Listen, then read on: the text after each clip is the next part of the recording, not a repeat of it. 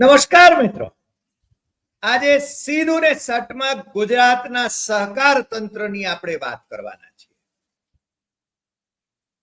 અને સહકારી ક્ષેત્રમાં ભાજપ વિરુદ્ધ ભાજપ એવો માહોલ રચાયો છે. ક્યારેક કોંગ્રેસના હાથમાં સહકારી સંસ્થાઓ હતી, કોંગ્રેસના શાસનમાં એમણે ક્યારે મેન્ડેટ આપવાની પ્રથા અપનાવી નહોતી, પરંતુ ભારતીય જનતા પાર્ટીની સરકાર આવતાની સાથે એમને એવું લાગવા માંડ્યું કે સહકાર ક્ષેત્ર ઉપર આપણે કબજો મેળવીએ તો પછી બખ્ખા થઈ જાય.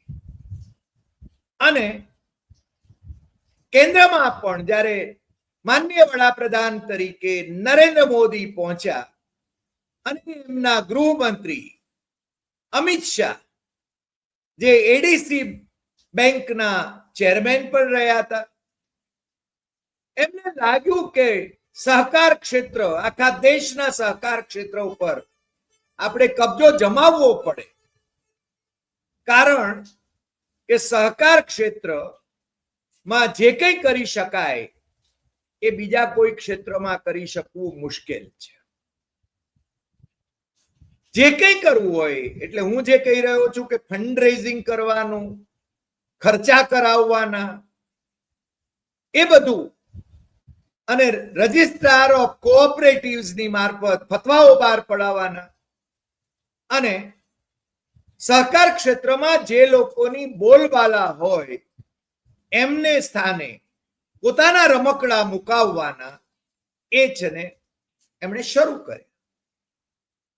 ગુજરાતની આપણે વાત કરીએ તો ગુજરાતમાં એમણે પહેલા તો ડેરીઓ ઉપર પોતાની મક્તેદારી જમાવવા માટેની કોશિશ કરી, અને આજે જે ચર્ચામાં છે એ દૂધસાગર ડેરી, તમને નવાઈ લાગશે કે ક્યારેક માનસીભાઈ પૃથ્વીરાજ પટેલે સ્થાપેલી આ દૂધસાગર ડેરી, મહેસાણા જિલ્લાની દૂધસાગર ડેરી, જૂનો જિલ્લો, કારણ કે મહેસાણા જિલ્લાના પણ વિભાજન થયા, પાટણ જિલ્લો થયો, પણ એ જૂના મહેસાણા જિલ્લાની 18 વર્ણને આ દૂધસાગર ડેરી એટલે સહકારી ક્ષેત્રની અંદર એનો લાભ મળ્યો. એમાં કોણે શું કર્યું, પાછળના વિપુલ ચૌધરીના શાસનમાં શું થયું, એમનો જેલવાસ કેમ થયો, અને નવું જે બોડી આવ્યું અશોક ચૌધરીના નેતૃત્વમાં, એનો વહીવટ કેવો રહ્યો, એની આપણે અગાઉ પણ ચર્ચા કરી ગયા છીએ, એટલે એનો પુનરોચ્ચાર આપણે કરવાની જરૂર નથી. પણ આજે દૂધસાગર ડેરીના વાઇસ ચેરમેને એટલે કે યોગેશ પટેલે, જે ભારતીય જનતા પાર્ટીના જ નેતા છે, ભારતીય જનતા પાર્ટીએ જ એમને મેન્ડેટ આપ્યો છે અને વાઇસ ચેરમેન થયા છે, અને અશોક ચૌધરી પણ ભારતીય જનતા પાર્ટીના છે અને એમને ભારતીય જનતા પાર્ટીએ જ મેન્ડેટ આપ્યો હતો, એટલે એક જ પેનલની અંદર એમની આખી પેનલ જીતી હતી. અને એ છેલ્લા 4.5 વર્ષથી અશોક ચૌધરીના નેતૃત્વમાં આનું સૂત્ર સંચાલન થઈ રહ્યું છે. એના વિશે એકાએક યોગેશ પટેલને જ્ઞાન લાદ્યું હશે, અને એ 13 પ્રશ્નો લઈને હમણાં જે ગવર્નિંગ બોડીની અથવા નિયામક મંડળની જે બેઠક મળી, એમાં એમણે જે ઇન્ચાર્જ એમડી છે ધીરજ ચૌધરી, અમે ક્યારેક એમને હરિયાણાના જાટ કહેતા હતા, પરંતુ આપણા એક સુજ્ઞ દર્શકે અમારી એ ભૂલ તરફ ધ્યાન ખેંચ્યું અને એ ઉત્તર પ્રદેશના અલીગઢના છે, એટલે અમે એ સુધારો પણ કરી લઈએ. આ ધીરજ ચૌધરીને યોગેશ પટેલ એટલે કે અશોક પટેલના ડેપ્યુટી, એમની જ પેનલના સભ્ય, એ છે ને સવાલ કરી રહ્યા હતા. પેલા 13 પ્રશ્નો લઈને આવેલા, અને એ એમના સવાલો થી અકળાયેલા અશોક ચૌધરીએ યોગેશ પટેલને લાફો ઝીંકી દીધો અને કનુ ચૌધરી પ્રમુખ ગ્રુપ વાળા અને દિલીપ ચૌધરી અને એલ કે પટેલ એ બધા એટલે કે એક બાજુ હવે છે ને આ બોર્ડ છે ને બે વિભાગમાં વહેંચાઈ ગયું છે. જે ભારતીય જનતા પાર્ટીના મેન્ડેટ વાળું બોર્ડ હતું, 7 જણા આ બાજુ અને 7 જણા આ બાજુ. આ ભાજપ વિરુદ્ધ ભાજપ. પણ આજની પ્રેસ કોન્ફરન્સમાં અશોક ચૌધરીએ સામે ચાલીને રાજ્ય સરકારને, મુખ્યમંત્રીને એમ કહ્યું કે તમે આ જે સવાલો ઉઠ્યા છે એની તપાસ કરાવો ને જો અમે દોષિત હોઈએ તો અમે સજા ભોગવવા માટે તૈયાર છીએ. બીજું, મિલ્ક પાવડર અંગે પણ જે 5000 ટન મેટ્રિક ટન જેટલો જે જથ્થો જિલ્લા સંઘના એટલે કે દૂધસાગરના ગોડાઉનોમાં, વિવિધ ગોડાઉનોમાં પડ્યો છે અને ચરાડાના ગોડાઉનમાં તો એ એક્સપાયર થયેલા મિલ્ક પાવડર ના દ્રશ્યો પણ, કારણ કે ત્યાં યોગેશ પટેલે રેડ પાડી અને એ મીડિયામાં પણ ચમક્યા. બોરિયાવીના ગોડાઉનમાં પણ છે, બીજા ગોડાઉનોમાં પણ છે એમ કહ્યું પણ ખરું. પણ અશોક ચૌધરીએ કહ્યું કે એફડીએ એની તપાસ કરે, ફૂડ એન્ડ ડ્રગ એડમિનિસ્ટ્રેશન એની તપાસ કરે અને એ યોગ્ય છે કે નહીં, એક્સપાયરી ડેટ પછી પણ એનો ઉપયોગ થઈ શકે છે એટલે એને વપરાશમાં લઈ શકાય કે નહીં એ બાબતમાં જો અમે દોષિત હોઈએ તો અમે સજા ભોગવવા માટે તૈયાર છે. મને લાગે છે અશોક ચૌધરીએ જે વાત કરી એ સ્વાગતને યોગ્ય છે પ્રેસ કોન્ફરન્સમાં. હવે તપાસ કોણ કરે છે, કેવી થાય છે એ આખી એક જુદી વાત છે. પણ અમે ગુજરાત કોઓપરેટિવ મિલ્ક માર્કેટિંગ ફેડરેશનના મેનેજિંગ ડિરેક્ટર રહેલા બીએમ વ્યાસને પૂછ્યું કે એક્સપાયરી ડેટ વાળો મિલ્ક પાવડર વાપરી શકાય કે કેમ, કારણ કે અશોક ચૌધરીનો એવો દાવો છે કે વાપરી શકાય. તો વ્યાસજીએ કહ્યું કે 2 વર્ષ સુધી એની એક્સપાયરી થતી નથી, પરંતુ આવો સ્ટોક કરીને એમણે મૂર્ખામી કરી છે એવું પણ એમણે કહ્યું. પણ એ કહે છે કે એ એક્સપાયરી ડેટ 1 વર્ષની રાખવામાં આવે છે કારણ કે જલ્દી છે ને ડિસ્પોઝ ઓફ થઈ જાય. પણ દૂધસાગરના આ નિયામક મંડળે અથવા તો ચેરમેનના નેજા હેઠળના અધિકારીઓએ કેમ આ સ્ટોક કરી રાખ્યો અને બીજો સ્ટોક ફેડરેશન પાસેથી 5000 મેટ્રિક ટનનો કેમ ખરીદ્યો એ પ્રશ્ન તો ઉભો જ છે. પણ આપણે અશોક ચૌધરીની એ વાત સાથે આનંદ વ્યક્ત કરીએ કે એમણે પ્રેસ કોન્ફરન્સમાં જાહેરમાં કહ્યું કે અમે સામે ચાલીને તપાસ માંગીએ છીએ અને અમે દોષિત હોઈએ તો સજા ભોગવવા માટે તૈયાર છીએ. એમણે કહ્યું કે વહીવટી તંત્ર સારું ચાલે છે અને એને લાંબી એક પ્રેસ કોન્ફરન્સ, લાંબી પ્રેસ નોટ પણ આપી અને પવન ચૌધરીએ અમને એ લાઈવ વિડીયો પણ મોકલ્યો, અમે એમને કહી રાખ્યું હતું અને પ્રેસ નોટ પણ મોકલી. એની વિગતોમાં અત્યારે હું જતો નથી, પરંતુ આ ભાજપ વિરુદ્ધ ભાજપ અંદર અંદરના જ ડખા છે. પણ એમાં બીજું પાછું ભાજપ વિરુદ્ધ ભાજપ વિરુદ્ધ ભાજપ, કારણ કે વિપુલ ચૌધરી એ પણ અર્બુદા સમિતિ જે છે એના, એટલે પેલા અર્બુદા સેના હતી અને એની અર્બુદા સમિતિ હવે સેવા સમિતિ જે છે એમના નેતૃત્વ હેઠળ એ સમિતિ એના તરફથી ખેરાળુમાં એટલે કે અમારા ગામમાં મોગજીભાઈ પટેલ જે ડેરીના વાઇસ ચેરમેન હતા અને વિપુલ ચૌધરીની સાથે જેલવાસમાં પણ ગયેલા, એ એમના યજમાન પદે જે ઠરાવો થયા હતા એમાં ઘણા બધા ઠરાવો એ દૂધસાગર ડેરીના કામકાજ વિશેના હતા. વિપુલ ચૌધરી પણ ભારતીય જનતા પાર્ટીના છે, એટલે કે હું કહું છું કે ભાજપ વિરુદ્ધ ભાજપ વિરુદ્ધ ભાજપ. અહીંયા કોંગ્રેસની કોઈ ભૂમિકા હોય એવું લાગતું જ નથી, કારણ કોંગ્રેસ છે કે નહીં ખબર નથી. કારણ કે બધા જ જે યોગેશ પટેલ છે એમની પડખે જે કનુભાઈ છે એ પણ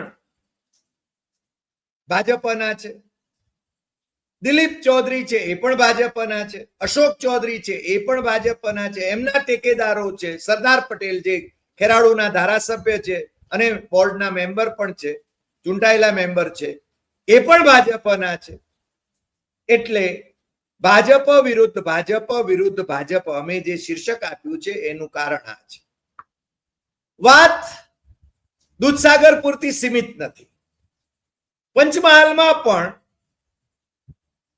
જનસંઘના વખતથી જૂના જોગી અને ભારતીય જનતા પાર્ટીના સાંસદ રહેલા અને ત્યાંની ડેરીના ચેરમેન રહેલા સોલંકીજી, જે આમ તો ધારાશાસ્ત્રી પણ છે, એમની વિરુદ્ધમાં ભારતીય જનતા પાર્ટીના જેઠા ભરવાડ, જે વર્તમાન ચેરમેન છે અને વિધાનસભાના ઉપાધ્યક્ષ પણ છે, એ પણ ભાજપના.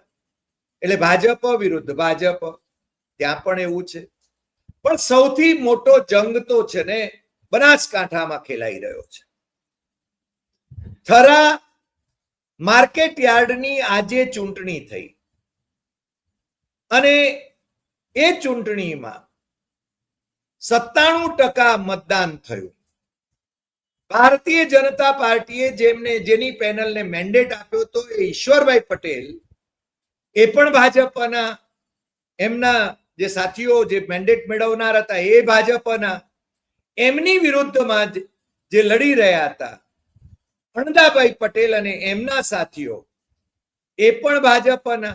અણદાભાઈ તો ભાજપની સ્થાપના વખતથી પીઢ નેતા કહી શકાય. અને અણદાભાઈ અને આ ઈશ્વરભાઈ ને અણદાભાઈ, ઈશ્વરભાઈ એ અણદાભાઈના જ શિષ્ય કહેવાય આમ તો પહેલા, પણ શંકર ચૌધરી એ બનાસકાંઠા ઉપર મક્તેદારી ધરાવે છે, પ્રભાવ ધરાવે છે અને બધા જ નેતાઓને વશ કરી શકે છે. ચમત્કારિક પુરુષ છે. મોદી અવતારી પુરુષ છે, શંકર ચૌધરી ચમત્કારિક પુરુષ છે. એ બધા જ જે નેતાઓ છે, આપણે અગાઉ પણ ચર્ચા કરી ગયા છીએ કે એમને બધાને વશ કર્યા છે. કોંગ્રેસના જે લોકો હતા એમને ભાજપમાં જોડી દીધા. એમના બોર્ડમાં કોંગ્રેસના ધારો કે હોય તો પણ એ એમના કયાગરા થઈને રહે.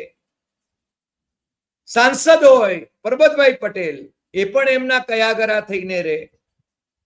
અણદાભાઈને બનાસ બેંકમાંથી ચેરમેન પદેથી ઉઠાડી મૂકવામાં પણ શંકર ચૌધરીનું ચાલે, કારણ કે બનાસ ડેરીનું તંત્ર એ ચેરમેન તરીકે એમના હાથમાં છે અને વિધાનસભાના એ અધ્યક્ષ પણ છે.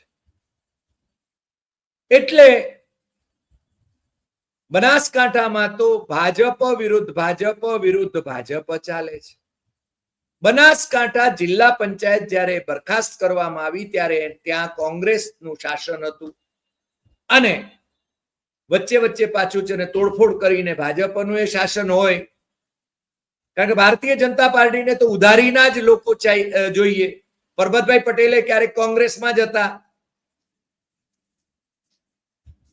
પણ એમને હવે છોછ નથી રહ્યો. કોંગ્રેસના લોકોને સાથે લઈને જ એમણે કામ કરવાનું છે. તમે જાણો છો કે બનાસકાંઠા પૂરતી એ વાત સીમિત નથી રહી. હવે ધારો કે આવતીકાલે થરા માર્કેટ યાર્ડનું પરિણામ આવે અને અણદાભાઈ પટેલની પેનલ માની લઈએ કે એ જીતે, ઈશ્વરભાઈની પેનલ જીતે તો અણદાભાઈની સામે કદાચ ડિસિપ્લિનરી એક્શન લે, પણ અણદાભાઈની પેનલ જીતે તો ભારતીય જનતા પાર્ટી એમની સામે એક્શન લેવા માટેની હિંમત કરશે કે કેમ એ સવાલ છે. જે રીતે જયેશ રાદડિયા એ બળવાખોર ઉમેદવાર તરીકે બિપિન ગોતાને મેન્ડેટ મળ્યો હતો. બિપિન ગોતા પણ મોટું નામ, પણ એમને મેન્ડેટ આપ્યો તો સી.આર. પાટીલે, અધ્યક્ષ ભારતીય જનતા પાર્ટીના પ્રદેશ અધ્યક્ષે. પણ જયેશ રાદડિયાએ એ મેન્ડેટને ગણકાર્યો નહોતો અને દિલીપ સંઘાણી, ઇફકોના જે ચેરમેન છે, એમની સાથે એમના સમર્થનથી એ સહકાર ક્ષેત્રની અંદર મેન્ડેટની 80 કે 83 કરીને એ ચૂંટાયા હતા. બિપિન ગોતા હાર્યા હતા ભાજપ વિરુદ્ધ ભાજપ વિરુદ્ધ ભાજપ, ફરી ફરીને કહું છું. એટલે તમે જાણો છો બધે જ ભાજપ એ સત્તા સહકાર ક્ષેત્ર આખું એના કબજામાં હોવું જોઈએ એવું એ માને છે.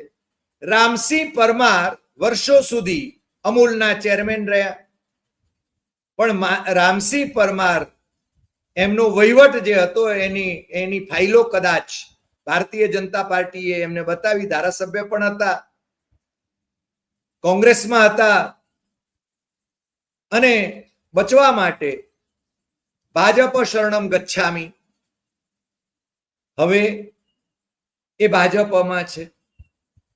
ભાજપના જ લોકો ભાજપની વિરુદ્ધમાં છે.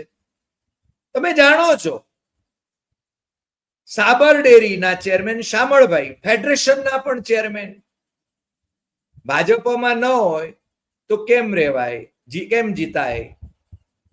બધા જ ભાજપ વાળા છે, બધે જ ભાજપ વાળા છે. અને મેન્ડેટ મળ્યો ના હોય એ ક્યાંક ને ક્યાંક એ પાછા જો હિંમત હોય તો એ લડે.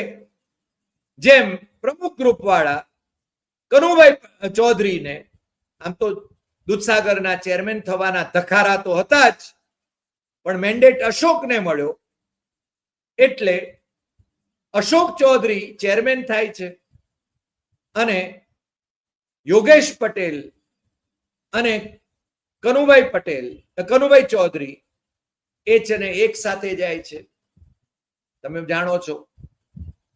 પણ હવે સહકાર ક્ષેત્રનું આખું છે ને સરકારીકરણ થઈ ગયું છે. પાછું એવું છે કે બોર્ડની અંદર જે સભ્યો ને દૂધ ઉત્પાદકો અથવા ખેડૂતો અથવા વેપારી મંડળીઓ હોય તો વેપારીઓ એ છે ને જો ચૂંટે, પણ એના ઉપર બીજા 3 જણાને સરકાર નિયુક્ત કરે, અને રજિસ્ટ્રાર ઓફ કોઓપરેટિવ્સ ની મારફત રાજ્ય સરકાર ભાજપનો પ્રભાવ ત્યાં પાડવાની, પ્રત્યેક જગ્યાએ ભાજપનો પ્રભાવ પાડવાની કોશિશ કરે. સાબર ડેરીમાં તો સ્થિતિ જે હતી કે એ લોકો પોતાની રીતે નક્કી કરી શકે એમ હતા ચેરમેન તરીકે કોને બનાવવા. એ હરિભાઈ ચૌધરીએ તો ત્યાં આગળ ઘણી નિર્ણાયક ભૂમિકા ભજવવાની પણ કોશિશ કરી, પરંતુ એ વખતે વિજય રૂપાણી પાસે આખું પ્રકરણ ગયું, કેમ લઈ જવું પડે.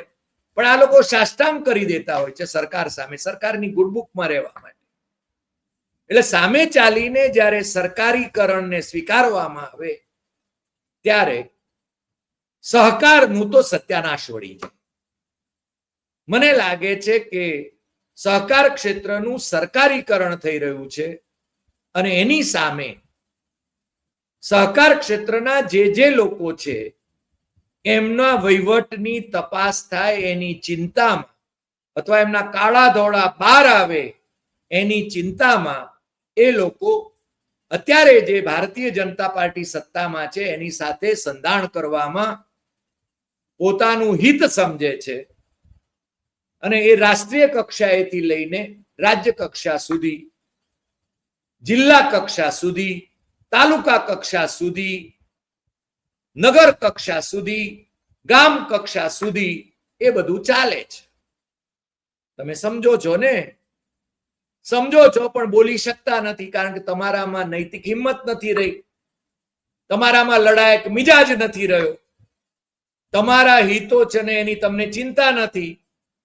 તમે છે ને સમર્પણ ભાવ ધરાવો છો, કારણ કે તમે કરોડરજ્જુ વગરના થઈ ગયા છો. તમારી કરોડરજ્જુ એ ટટ્ટાર નથી. અને પછી લોકશાહી બચાવવાની વાત કરો કે બંધારણ બચાવવાની વાત કરો તો એનો કોઈ અર્થ નથી. આપણી પ્રજા એ ધીરે ધીરે માયકાંગલી થતી જાય છે, સરકાર આશ્રિત થતી જાય છે, પોતાના કાળા ધોળા ઢાંકવાની કોશિશમાં, બચવાની કોશિશમાં, જેલ જવાન થી બચવાની કોશિશમાં એ છે ને સત્તા પક્ષના શરણે જવા માટે તૈયાર છે. આજે આ સત્તા પક્ષ છે, કાલે બીજો સત્તા પક્ષ હશે, પરંતુ એ સત્તા પક્ષની લૂણ ખખડાવવામાં જ પોતાનું હિત સમજે છે. કોંગ્રેસ સત્તામાં હોય ત્યાં કોંગ્રેસમાં જવાનું, ભાજપ સત્તામાં હોય ત્યાં ભાજપમાં જવાનું, આ ખેલ ચાલે છે. અને એટલે જ હું કહું છું કે આપણી પ્રજામાં હીર નથી રહ્યું, માત્ર વાતોના વડા થાય છે. આજે આટલી વાત. ફરી મળીશું નવા એપિસોડમાં નવા વિષય સાથે. તમને જો આ એપિસોડ ગમ્યો હોય તો સૌથી વધુ શેર કરશો, લાઈક કરશો, કમેન્ટ કરશો અને લોકોને જરા કરોડરજ્જુ વાળા બનાવવા માટે પ્રેરણા આપશો. નમસ્કાર.